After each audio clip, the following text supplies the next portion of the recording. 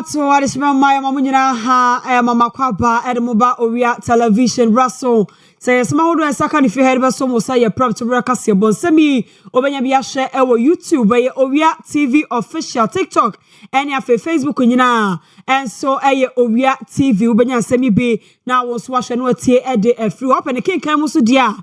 just www.owiatvonline.com ye kruche ni nyina de agu obenya be na wo so working kan afi so samso and precise 105.9 FM so ubeti Kaseɛ be na wo so wo de afa ho ene wie samhodo a edition edit de be so mo no de makotene be ene say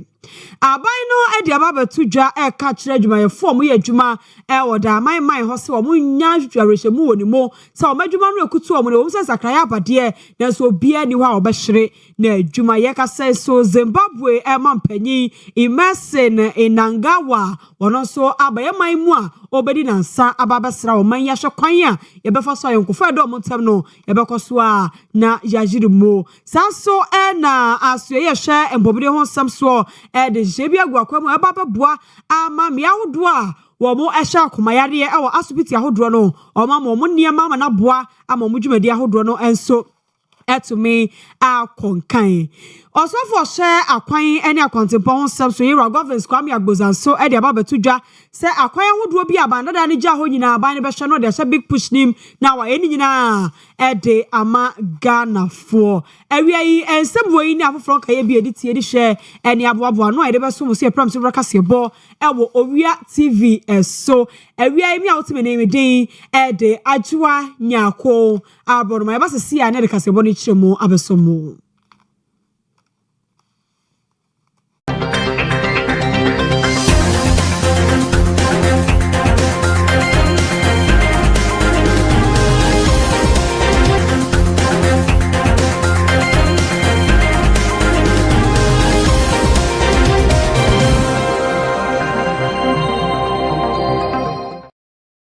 Kaseɛ bo no emo enchiremu enie Zimbabwe mampanyi Emerson Manganwa ye Kaseɛ bo no so abaye man mu a wo baba bedi nansa akwansra na we no waba ene mampanyi ababehia wadidi nkomo ahrama yonkofo no a eda o man Ghana ene afa Zimbabwe man no entamo no yahwemu na afa yahirimu pampe na no na mampanyi ede atudwa se Ghana yo man a eda Zimbabwe akoma so papa fi se wo mo nkrofo o mo koje Zimbabwe man si ho no sojafo no o mo ko ye no dodo no a ebeje titiye e wo ye man mu a wo mo bua ye na ama Zimbabwe man no ene wo mo Zimbabwe no nti so mo pe o man bia wo no mo eye fine pa na fe amo ani die sonko ede mo a na so man Ghana mo yiye mu a enye ye saa na Zimbabwe mampanyi enso ede atudwa no ba ye ene mampanyi no asatena se akomosi ahodo ekoso a eba bobua ama yonkofo sonko ede Ghana man no ene Zimbabwe man no ya yiri mu pampe na fe so mahwekwan a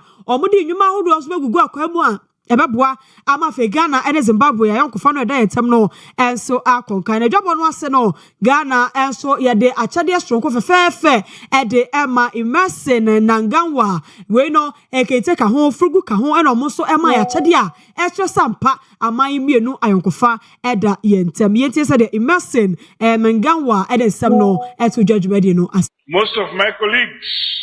received training here in Ghana for the armed liberation in Zimbabwe. I, of course, trained in China myself.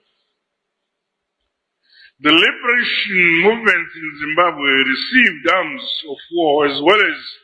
training and other forms of support from Ghana during our armed struggle for liberation towards dismantling the racist colonial regime of Ian Smith in Southern Rhodesia.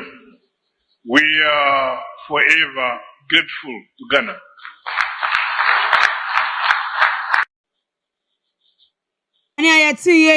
Zimbabwe mampanyi Emerson Mnangagwa and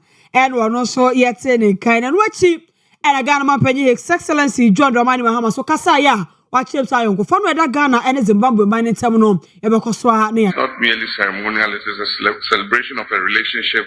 shaped by history and that is enriched by shared experiences and sustained by genuine human connections. Ghana and Zimbabwe are bound by a story that predates formal diplomacy, a story that is forged in the defining struggles for African liberation, led by visionaries such as Kwame Nkrumah and the late President Mugabe. Their shared ideals of freedom, dignity, and Pan-African unity continue to guide our path today.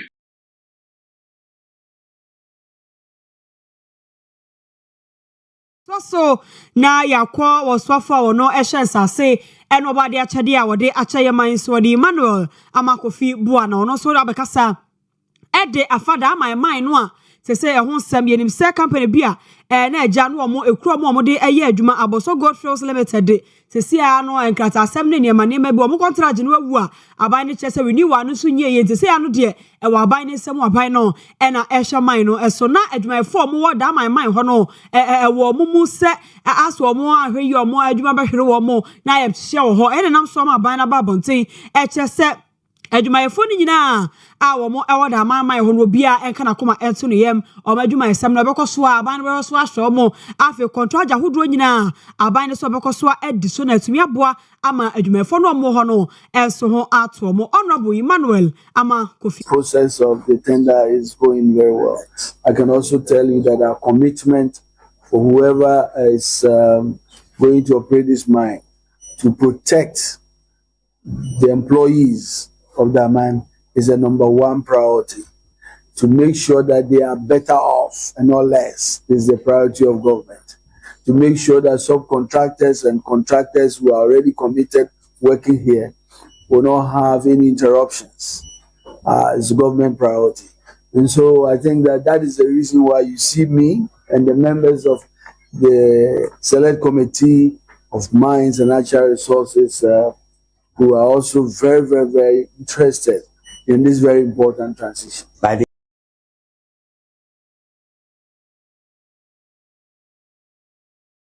Wade achade a wode eche ye no wode Emmanuel Amakofi bua no ne mpanyifo ekọ eyeda man ho a okohia adwumayefo mo ho nyina eno aka chom so mo komakoma ento memfisa ban ne tirim so obepamo adwumayeni bia ewo ho no mbekoso aye adwuma makatua beba de ehi omo bia omo sabeka no omo so dwumadie enso akoyie ede ama bo mo ye kwasam foforo mu ana ye kwaso ye a ehwempomde ho ensam so na ye kasai osafo da no Honorable Kwabena Minta Akando ede ababatudwa apa eniema bi ehontoma eba beboa amagana fa na nyina asubiti ahodo nyina omo so anya emfidie mapa ene akade ebeboa na so obi akoma ye ne ya bia no omo hwa akoma ya de wo asubiti ahodo no omo so anya sa emfidie bi na aboa ama omudwumadie enso akoye mu na we no AYA Integrated Healthcare Initiative no ase ene nam so aban no etu se anamon ya wa body sa machine sia ba wode eba beboa wo mo ya de akoma ya de awoye man Ghana mu nyina na ho na enu abo Kwabena Minta Akando sanso editu dwase se no epanyifo sa de hihye foforo bi aba wo mo edi book ahodo bi ene pamphlets ahodo bi ede be map mo de adwuma efo no atitiro wo mo mia no mo hwa akoma ya de no so ombe hye no mo so kwa ni mu nimdie mu na so bi akoma ya ne ya no oba asupiti omo so tumi aboa ama bibia enso akoye nipa no empomu no chesa ban ne de na akoma pono so baako so obehye ama fe wo bia abanya akwanya na so yade a wono so benya ba bia akohwe ne ho yade. Honorable Kwabena Minta Akando. Significant not only because of the equipment being presented, but also because of what it presents for policy and service delivery. It is practical investment in strengthening the capacity of our frontline health system to prevent, detect, and manage non-communicable diseases, particularly cardiovascular diseases and diabetes, which are becoming an increasingly important part of Ghana's disease burden. As a country, the case for strengthening primary health care has become even more compelling. Across our health facilities, we continue to see increasing numbers of people presenting with hypertension, diabetes, and related complications. Often after these conditions have significantly progressed, in such cases, treatment becomes more complex, more costly, and more burdensome for families and the health system. Yet many of these outcomes can be delayed, reduced, or prevented through early screening, timely diagnosis, sustained monitoring, appropriate lifestyle. Honorable Kwabena Minta Akando on the swap for Shepobodion Samso Yamai Mo Sanso Yamashabajania, or some additional more she jaboso, and also they send me at Tujan and Crackramo. And GIZ country directors, our company, one more, any Apobodian Sueno, and a cabo more, a partnership. Wamu etu sa dwumadie ho anamo wamu country director or the Wilhelm Hugo wano so echere se yade ahodo bi a eye krankro no a no wo se hwani akunu no wo se kuoku ahodo ene nwumeku ahodo eka ban ne ho no matumi ahye etu ase. Ghana German cooperation, you may know that 50 years of cooperation we celebrated last year, and this year of course we continue, and let's go for the next 50 years. For today, of course, it's my honor and privilege to welcome you all to this important occasion. We already had a little movie clip at the beginning where you heard that today we talk about the medical equipment valued of 6 million Ghana cedi to the Ministry of Health for 179 facilities all around Ghana in 7 regions. And this shows actually the engagement that we have here also on behalf of the German government, where we want to go in the regions, where we want to go really to basic needs, but also to high technology development. And you know that besides the Owia initiative, of course, there's also another project. There's a PharmaVax project where we work with National Vaccine Institute, of course, also with the Ministry of Health, with the MOTAI, with the Ministry of Trade, Agriculture and Industry. For today, I'm very happy. Thank you very much, Honorable Minister Kwabena Minta Akando, to be here with us, and Chief Director Edmond Boateng. Thank you very much, everybody who is participating today, to witness this very important event.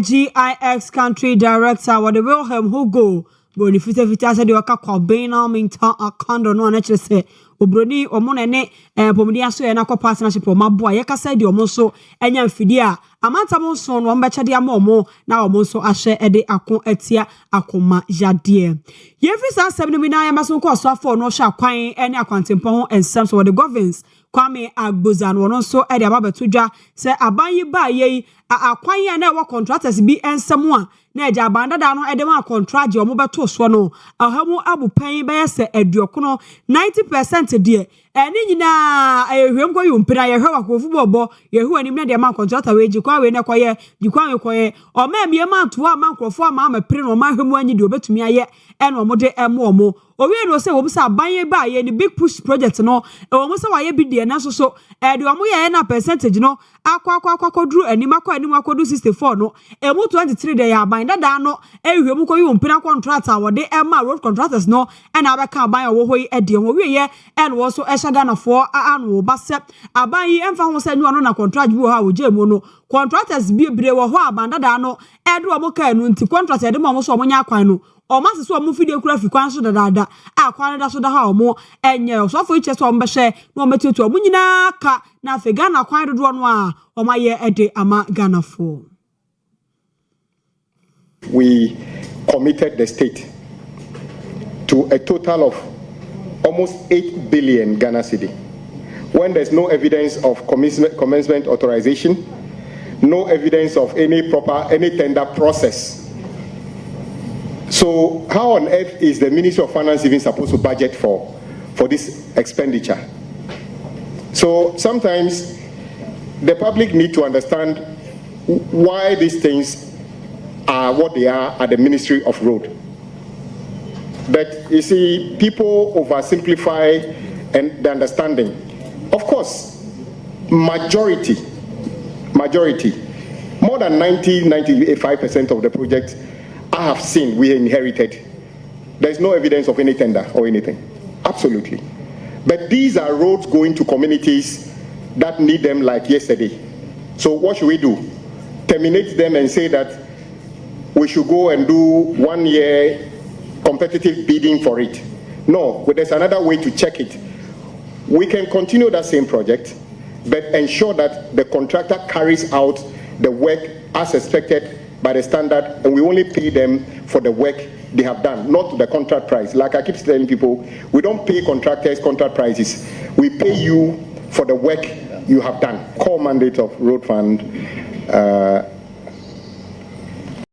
Public Accounts Committee anymore, and yet is Honorable Governors Kwame Agbozan te watches watch semu na tie ne nsem ne fa ba bia wo so omokra no ne mabu ho kra eya no omu ne mo hwe omehu ana aso ye hwe o man sika sem so no na ja omudu omudin akwakotu eche sika bi na ebeba na nsem na ebebre na omu aso ye no omo hwa kwan na kwantepon sem so no omu animo hwe sansem yi no de kotu dwa wo public accounts committee no enim na sansem no nam so ama aso ye hwe sika sem so wo ye man yi mo enso aba abonte beka sensem no a se de kotu wo so afọ governance wo mo keka se ade bo ho mo nim ho hwe hwemu no a ekoso de efa 68.7 billion Ghana cedis. Auditors report ni beto odwa se sika we no sika bi aye hu ase mu nkyeremu na ho ye efa contract bi ho ensensem no eno na government kwam ya gboza so afọ no hwe ekwan ne kwantebon so be ka se bu okra wo mudi wo so de na so bi wo okra na aso ye sika sem so mo akwan ne kwantebon aso ye na mane ni wo mo akasa do mudi akwa sa ne ma no eno na aso ye so ba boti abeka se da bi enye no kure se sa aso ye ne ka so mo nim hu bibia omoboa efize contractor ho sem bibia no omo kuchegu nkrata so ebo akire de koma wo mo hu de ekobia enti aso ye hwe kwan ne kwantebon sem so be ka se sa 68.7 billion Ghana cedis ya na monitor report no beto odwa no mo nim hu bibia de a omo kire se enye no kure na yenko tie se de aso ye a omo so it was signed by Dr. John Amponte Akuma. It was copied to the Minister of Finance, the Honorable Minister of MRH, Ministry of Roads and Highways. It was copied to Honorable Minister of State, Deputy Minister of Finance, Chief Director, Coordinating Director, TDMD, and then I can't see this one, Bank of Ghana. So people who matter, all those people are copied. But MRH is the second one on there. Can you read the letter for us? Okay, so for the bond issues, it goes like this. Kindly note and deposit a total amount of 112,005, the amount in question, into GCB's CSD account in favor of Constructora Cures Galvo. It's a company's name. For the settlement of outstanding interim payment certificates. Now, before this paragraph, they've showed you. So the letter which they photo some for omoko park enim no omo so akenkan krate dia dance sa so ye hwe kwan na kwantepon sam so omunim omunyira omo copy di sika no aba no aye hu no a abetodwa auditor report ni mu no omunyina omo eya we so omutu sika no ma sa company no a obo wo edi no Kani president ya na wono eneda Ghana Bar Association Honorable Sam Okujeto ono so abekasa e dia fa bill bia na wotwetwam o emrahye bedwefie no ekodoso hwe ekoka ho asem na sa bill we no e de sakraye e ba beba emransem se de sisu amransem e wo ye man we ni so man ma na we die e na eja ka pese o ye re ni dia wo so kwajo ntete e wo suku ba ko pe Ghana School of Law honko a e na abetumi akwaje entete na so sa bill no a e na wotwetwam emrahye bedwefie no pass ye no e ba betirem amasuapon bia omusu ewotumi no omusu betumi akire emransem ewo ho na ne obi akosua wi a na ne munya akotena se no akotwero na ne afamo edemo ekọ ba nim saade no na Kani president Edema Ghana Bar Association Owia Sam Okujeto aba bonten abebusa se ade bi eti se no eya na wo sen campaign for no mo de fa na kwan so wo mo ekire se wo sen ka Ghana Bar Association wo mo from na no ahebedefie no mo di nkomo na ejo mo so ye ka mransem a Ghana Bar Association ye tumi for mani metwitwi fom ne tumi enyi wo mo enfrim eti bibi se no afọ mo adwumadie ho no e wo sen campaign for to mo sa from mo na ne enkonyasie bi koso na enkomo koso na no mo so ehu de ekọ ne ko e befa so e de beboa ansa na bibi ho mpo a yeah. Honorable Sam Okujeto. I had one complaint in the first place that when this bill was proposed, the bar was not involved at all, which I thought was rather strange. One would have thought that this matter should have been referred to the Ghana Bar Association for their input, because they are the members of the profession, and it has a council which is composed of regional presidents and secretaries from each of the regions, who are all members of the council. And therefore you can see that it's a body that is not Accra matter or Kumasi. It's a whole country, and yet nothing was referred to us. I think application was made to Parliament for us to have interview with the council, and it was never fulfilled until we now heard that the law had been passed. So that's a serious matter. More so, my view is that when we are talking about profession, it means that any time Parliament is confronted with an issue relating to a profession, Parliament should get the professional body to be involved.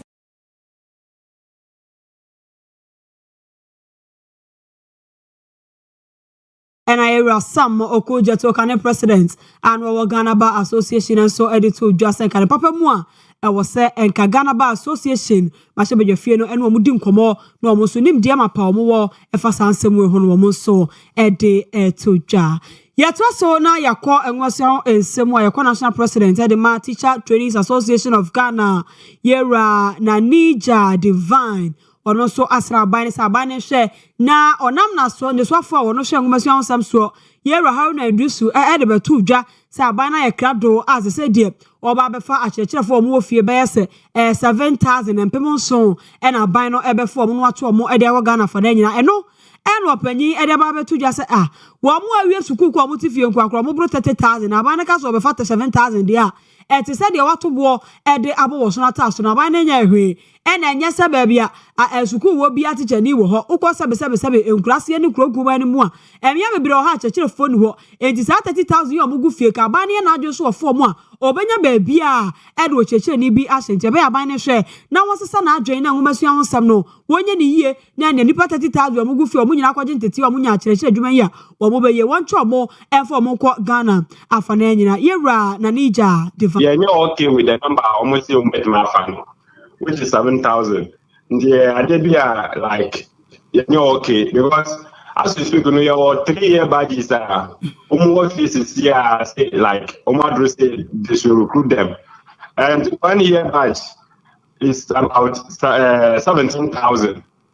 And about Kususa or Mukran and also chair 17,000. 2024 year badge, and yes, I 2025. Our 3 badges, actually, we have a backlog, which is the 2022. Until now, we see as we speak right now, and the government is really targeting 7,000 as we speak. The only say, so like almost let's say we don't make enough until we make us say, because Omenumu hard. Omen we has for we now now on to say so any idea I say young finish to say it's 7,000 recruitment on cost. But the extra say the government should increase the number and then the government on to share with the means that me recruit maybe only if it is only the 2023 year now, but now recruit because 7,000 when on die I was here because you qualify so on classroom and what's right there now so far 7,000 when then progress here yes I say I've been now almost increase oh say you have 30,000 oh you have 30,000. And the issue, because if the 3-year badges are we have about 30,000 now for 7,000 out of 30,000 so it's a big issue, yes. And classrooms so empty because you can over remote areas and these rural communities are school be one now more teacher back up. No, I will qualified teachers are motivated. Which number about 30,000? And then let's say 7,000 like at least you should be able to increase the number to at least take off maybe say a year about which is the 2023 program. They'll be able to recruit Obera instead of say maybe obey 7,000 out of the 17,000 of that particular year batch. It's in Kewano and a year national president at the Teacher Trainees Association of Ghana or the Nanija Divine one also asre abaino sa adisrei. Yefi sa asem no boy na yenkọ Burkina Faso na beye na woche kakra ne die Burkina Faso man no e de ba beto dwa se wo mo de son ato so se ne ntoso enim so mo de mo dua wo mo ho no mo makwan e mo bia mo ntoso efri mo man mo enko oman bia so ebio no man ka bra sa ade wo mo de beto dwa wo mo eche asensan enam so bo man ga ne enim se ntoso aye di wa ha de eja homo bu pepe se aduokono de Burkina ene ekokofa entosi no na ebanyifo akọ ene Burkina ban na akodi nkomo ekasesi ahodo akoso ma ye kase de Burkina Faso aban no age atum se sa so no de to so no wa maso asemi nti ekwa homa ne so na ye ne Owia Kofi Adomako Mensa oye chairman Edoma Tomato Cargo and Importers Association ye ne akobudi nkomo abusa no de omko Burkina ne kosi ye de omko ye ya enam so asa adwensa krai aba Mr. Adomako oti yanka Owia TV sunyo ye ma hadase Owia Kofi Adomako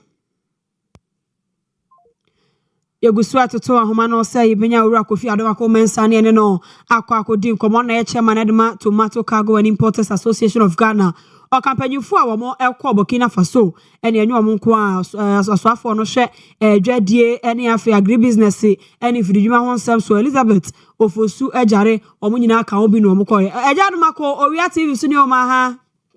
ye ni na mo to say ya ho ye na mo nso Nyankopɔ adomoto we di atadwe ya tede perfect yo wadama o campaignfo a mukodi nkomo ye ho mo koye de na si ye nam so ma sa adwen sakraye yi efri Burkina ban ho ebaye ye da mo ne motie for mo hefo nyina se na ye da Ghana ban ne Burkina ban ne cross border trade fo nyina se da de asam ne bae no obia de na no atu asem no mo bi enti enra eneja omo se chichiaye na enya asem ketwa enaja omo sese de dro no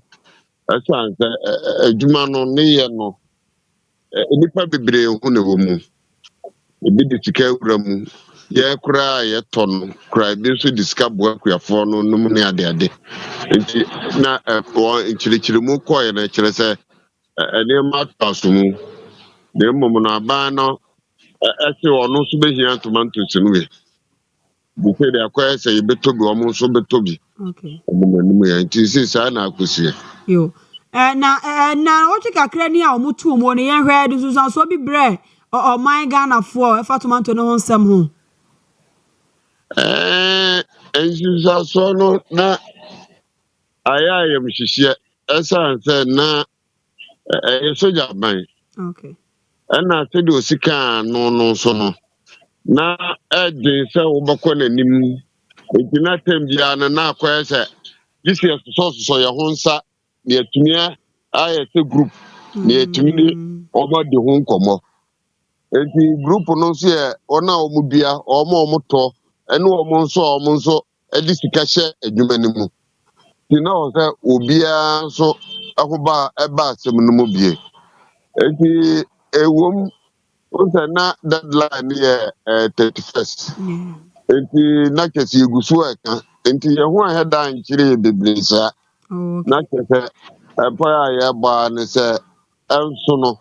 na se onye hu bibi ma ne se enra no de Nyankopɔ adom so o yebeka sa abro yi poma kwama o se ye nto asu na emum no yentumi nya no dodo te se de kane ne efa no yo Mr. Adomako ye ja o ma wakɔ no e se da be na mbo firi mu dwuma de ase bi o se si ade me no kasa kura ye hu meeting okay ye hwɛ kwan e be fa so ene de be ya ensa nkofa bufuo ma ene esan se eye niema bebre se enche na Boko Haram for to share so that we so account enti niema o se de gugu kwam no edoso enti madawro ma de be ku bia so ye be mama so ate yo Mr. Adomako yo ye ma wakɔ no wada ma se de osi boss we can be busa se Boko Haram fo ekoto share ye dwedefo ebi so a ebi kura nam so ti na no mo se do bi prepare aye no aban na boa mo didi nkomo hye ebi akoso a mo be fira dwuma asie mo bamba ho se mo ye sure se bibia da na kwam no de Ghana de ever say ananu memenda kura na omampanyi suma ne panyimfoɔ no bi ma ɔmo ba yie na se ɛyɛ ɛkɔɔ no kofo dua no ne ade enti yɛne wɔn a di nkɔmmɔ yɛkɔ so di nkɔmmɔ Ghana fam ne deɛ yɛnni haw ɛsan sɛ bere bi a akorɔpɔ kɔto tutuo bɔɛ ne sɛ yɛkɔ biara na yɛde convoy ɛna ɛkɔ akɔsi border no so enti aha ne deɛ yɛnni haw na mmom obi kurom no ɛtɔ da wokɔ so border na wɔn hɔ wontwa bɛɛ 15 kilometers koraa na akorɔmfo atake wo enti ɛhɔ no yɛhu ɛberɛ a yɛde kɔ a wɔn take yɛn no enti yɛsɛn mu ɛna sesei no deɛ akɔdi afuo mu hɔ no enti yɛgu so yɛda biara na yɛbɛtɔ haw mu yɛda biara na edwadie no bɛyɛ ayamhyehyɛ yɛda biara na edwadie no ɛbɛyɛ te sɛ deɛ wo ba bɛboa no nso asɛ wokyerɛ wo ho abere a wo mumu kɔ akɔboa obi kuromfo nti yɛde nneɛma egu akwa mu yɛgu ntotoeɛ so a yɛne aban no nso egu so ɛbɔ ho nkɔmmɔ no mu ne ade na Mr. Adomako wadamo entosi yɛntumi nnua bi wɔ yɛ man yi mu dodom entosi yɛdua bi wɔ ha ɛne Burkina kora yɛ a yɛkɔ yi edubere bi a yɛn nso yɛde bi firi ha kɔma wɔ mo ɛwɔ hɔ na yɛ na bosome dumienu no ɛwɔ nkyikyɛmu ɛwɔ bosome a ɛyɛ akomadan deɛ bosome a ɛyɛ bɛgorɔ bosome a ɛyɛ adan bosome a yɛde kɔ kita no mu ne ade ɛna bosome a yɛde kɔ Burkina na bosome ne yɛde kɔ Burkina no kane na anato no wɔ hɔ ne deɛ na nne saa bosome no yɛ adekorɔ enti na yɛtitiri na blongo na no gu yɛ ne na akɔyɛ sɛ ama yɛde ani kyerɛ Burkina ne bebrebe nti yɛsɛ ne yɛbɛhwɛ bosome ne nkyikyɛmu no na deɛ duru hɔ a yɛde kɔ Burkina no ɛhɔ no ɛso ne ɛbrɛ a Ghana fo di tomatoes paa nti hɔ no na yɛsisi ya deɛ yɛadwene kɔɔ paa sɛ yɛbɛtake ne yɛahwɛ saa season no ɛne mmoa a ne yɛnya firi hɔ no ne yɛahwɛ sɛ aban no ɛbɛfe asene ɛwɔ hɔ Ora Adomako ma na wase sɛ we ɛbɔ wapono mu so anya brɛ ne yɛdi nkɔmmɔ kɔ meeting no na mu ni nkɔmmɔ nwumrɛ yɛbɛsa bebisa de meeting no efiri mu ɛbaayɛ meso da manso paa nyankopɔn hyira mu Amen. Ora Adomako mensa wono na ye chairman of the Tomato Cargo and Importers Association of Ghana. Eje say Burkina Faso ne chese we bia to mo betumi aba befa entosu no nso komo no de hia ye pa. Ye say dru season no a ye hade no ye nya bi kura no age so mo kɔ kɔfa no a. Wo se panyifo hwe no mo ye na ne dru season bia na kia we entosu ha. Afi de be kɔ ama hodo so na ne ya me akɔtanta varanda so akɔdwojo ya eti anye ya edwadifo so Oma kohiri omo kwa ede afamwodo. Yatwaso na yakoye ni mo ewo kaseɛ boni mu a enra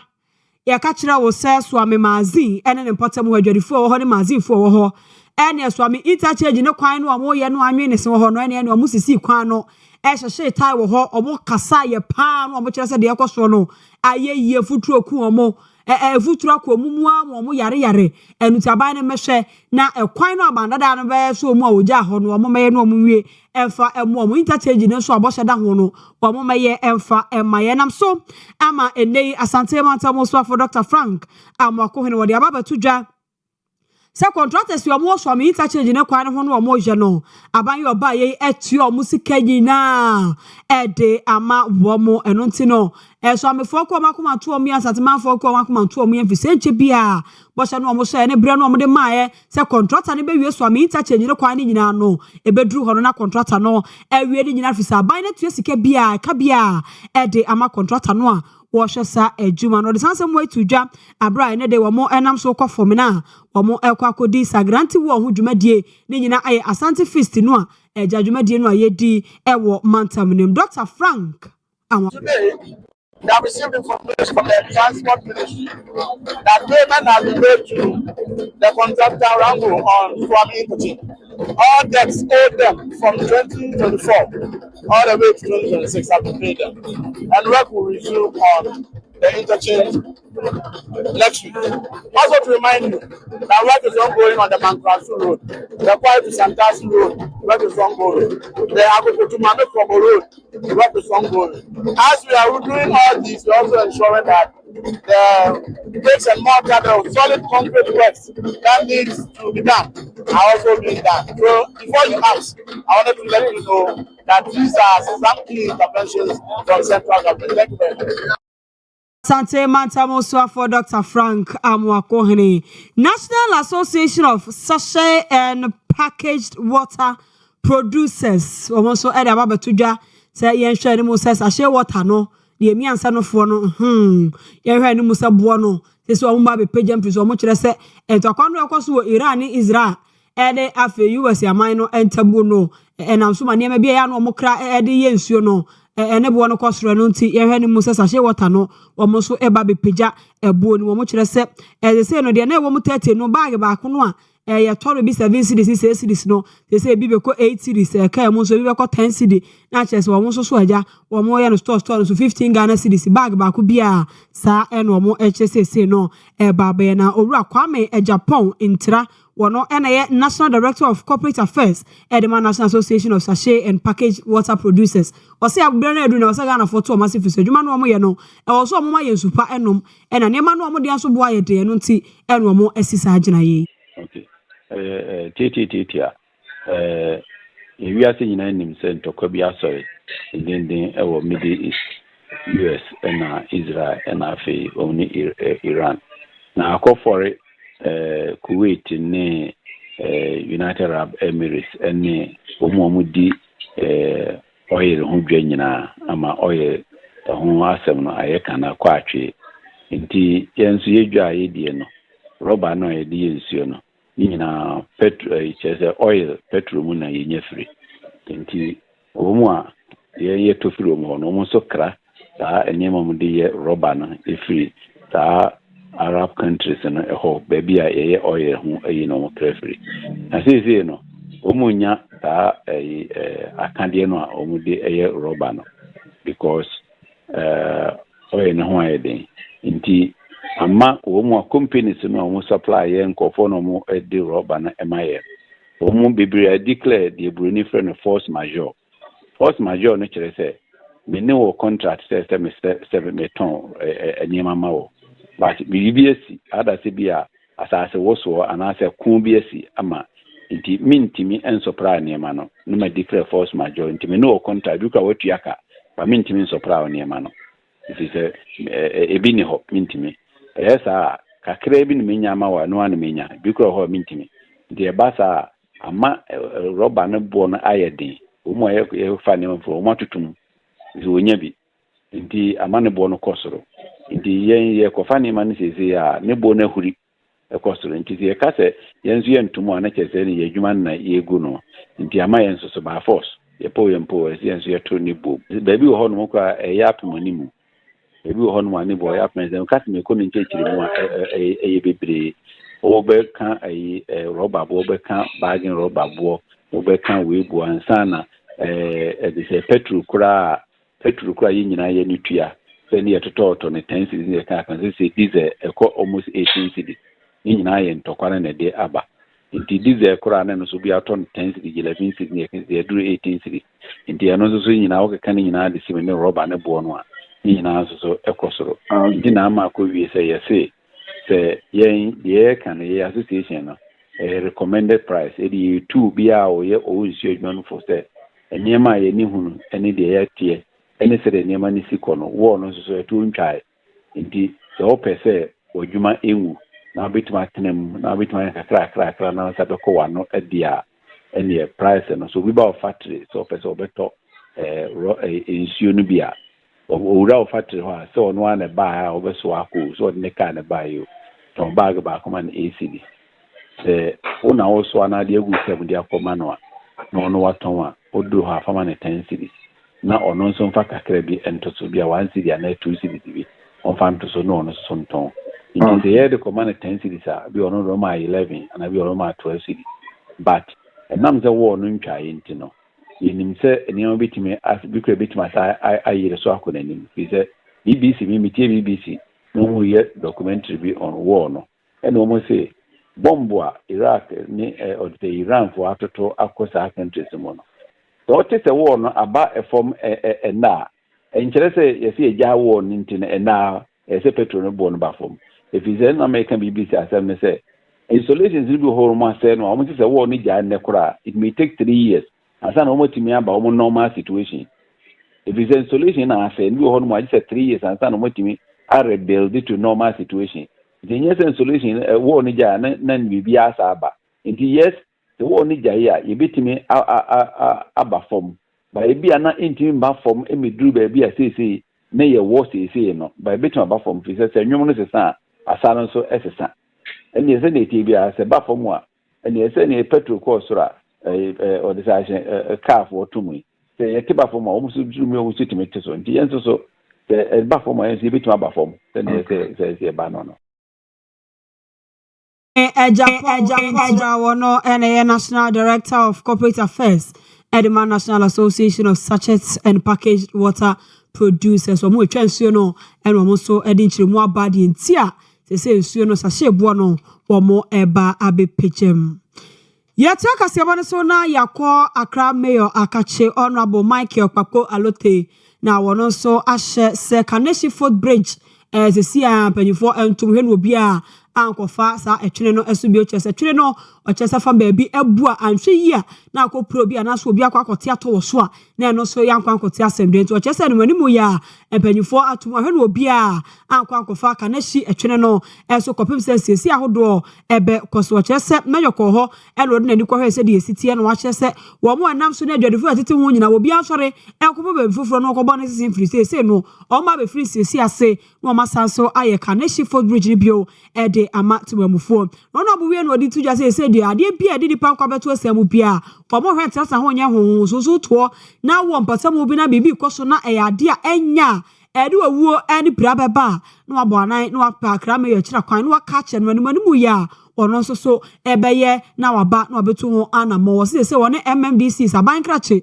ene uraba hodo mesi assembly hodo ni nyina ye adwuma bom na so obi si dan po wo baabi na sanya ombetu no ade bi obi beye bia ede wawuo ni esan ebebe bia omehwe to ase ede free and crying ene ne mpatamu Honorable Michael Papo Alote so the tomo maybe after I'm coming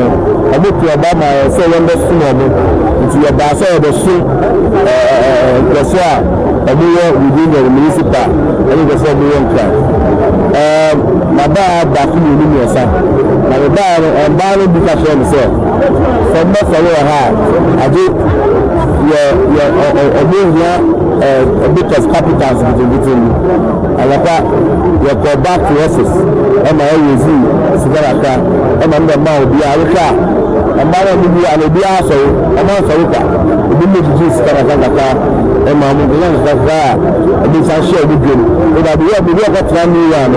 new place I feel like establishing it's not finished India about scaling the to the for the meantime but I'm not say and they see ndama wa ha mushaha sichanapa bisi ni mo na yamati se enime ndama ni fi apa na bana be kidawa na me chance se ni si ha asana na kase ni yanka yesi ni tawo sofo ni ya pamono ko ya so o ma ni pe wi na ni awu it's me class na me ga say my family it's me man ni kwa na bi bo so ko mba jadi future so me ni nyaje me na juma ni nya me mama na amun tie ni so so atia ade arrested so upo ebi ana bi na ko pushida ko sem that's all pressure and then aba man you do that's aba be show so for check and then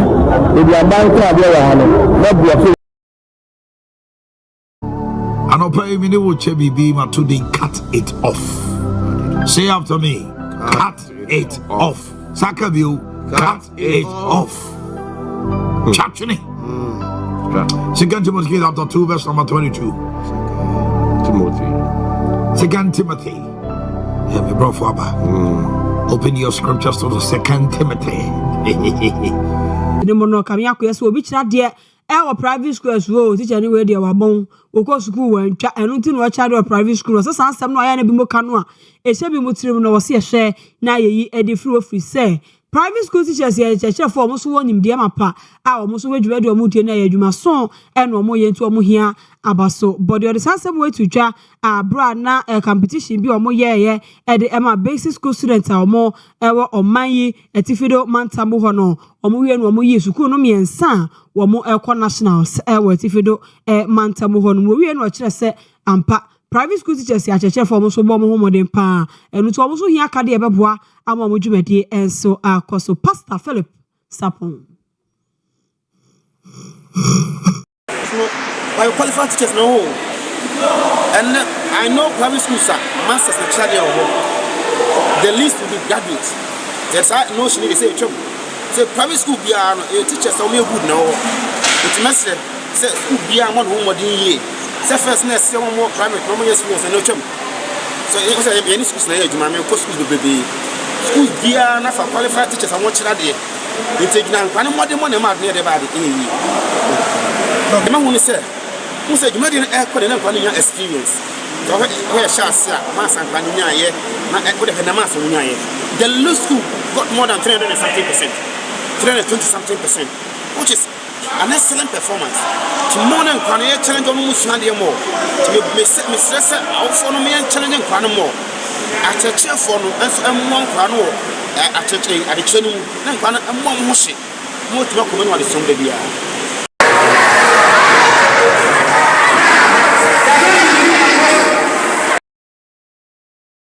Chi and addition for monso every old offensive reverence academy wamo enenya overall northern sector has say wamo ena mudi nkuni wamo so kire wamo ni so aso ena afenso wamo da nyankopon en wamo so ku wamo kire fo ni afesi wo ye nam ni timu poso ma sa dwubete ekoso no ase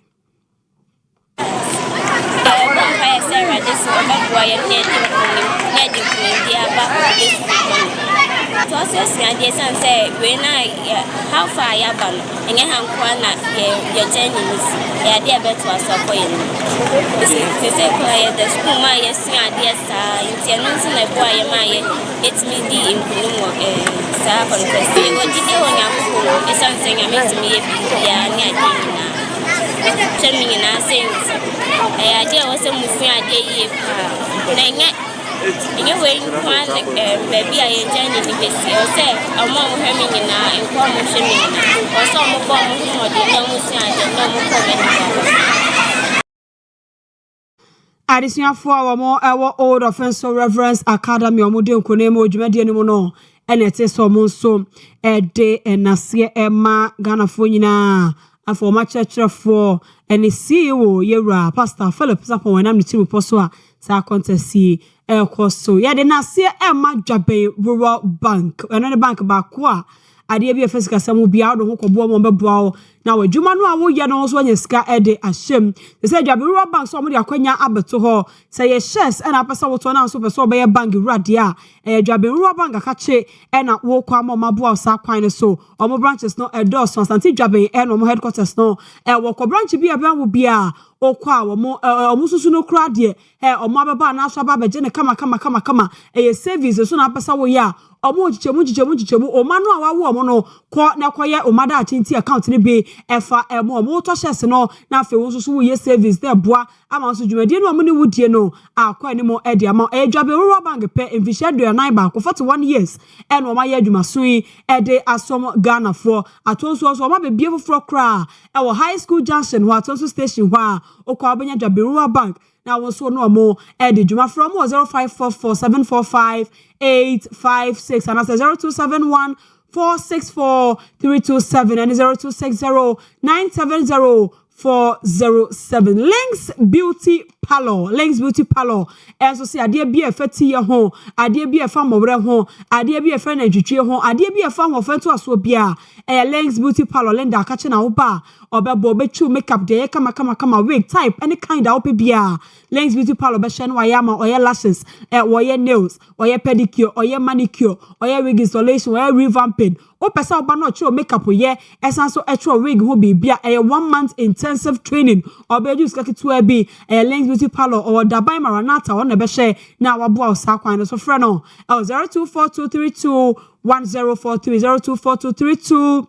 1043 nyuma koyi na so ya sene wi apram to breka sebo mitime de ebeso mu na se ni bi so ene manu so badwumafo ene aboafo nyina kuku achando ene afa akosu asomo a ene boabo ansem na no mai samfo yera asante yebo Benedict so esonso ede my MCR director the birthday queen oba ya Grace oba fefe ene ne birthday Grace ma happy birthday na me koso ana onye okese na wonsha we ni papa na me koso ana onye okese